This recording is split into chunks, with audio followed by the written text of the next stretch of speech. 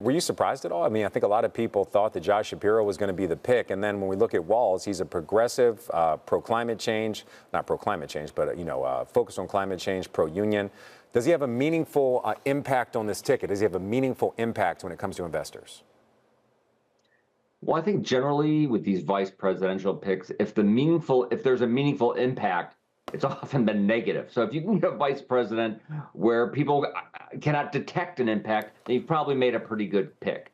I think, I'm a betting markets guy. The betting markets, thought Shapiro was it till the very end, and then Walz sort of, soared to the top. So I guess I'm slightly surprised. But if you look at his views and what he's done as governor of Minnesota, you mentioned on issues like climate change, on kind of these care economy issues like the child tax credit and paid leave, things which are probably going to be something that Vice President Harris focuses on. These are things that were part of the original Build Back Better agenda, but kind of got jettisoned.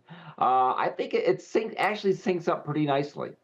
Yeah, you're kind of mentioning his record as governor. During governor, he was in favor of higher taxes, sales taxes in particular, higher government spending. He also has spent over a decade in Congress, has a track record in Congress as well. In your mind, what's more meaningful, his time as the governor or his time in Congress? Yeah, so I think your time as an executive is pretty important. I mean, you mentioned, yes, he's for higher taxes. I guess, Minnesota has a pretty good record on business. As far as, when they do the rankings, it ranks very high on good places to do business. So I would tend to look on what he did as governor when he was an executive. It's also the more recent record of his, and he looks like he's a progressive. He likes higher taxes. Wants to spend on social programs, kind of what you would expect. Also, again, that not only does that sync with the Harris agenda, it also syncs with the Biden agenda.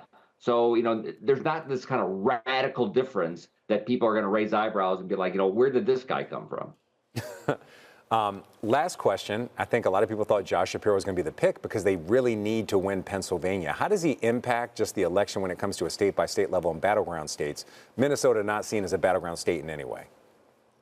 Yeah, it's sort of, it's a different way of looking at the race. Do you want to really hone in on one state, try to win it, or you're hoping that he can kind of help in a number of states, that it's a nice fit with the candidate? But I'll tell you, given that when you look at these maps, how much it really does come down to Pennsylvania. To me, when I saw this pick, I'm like, well, that is a gamble. That Kamala Harris has a bit of a gambler in her heart to not go with Shapiro. Maybe there was some, personal, they didn't really sync very well. But Pennsylvania is just so obvious a state she needs to win that it's, I think it's a slightly riskier pick than picking Shapiro, but we'll see.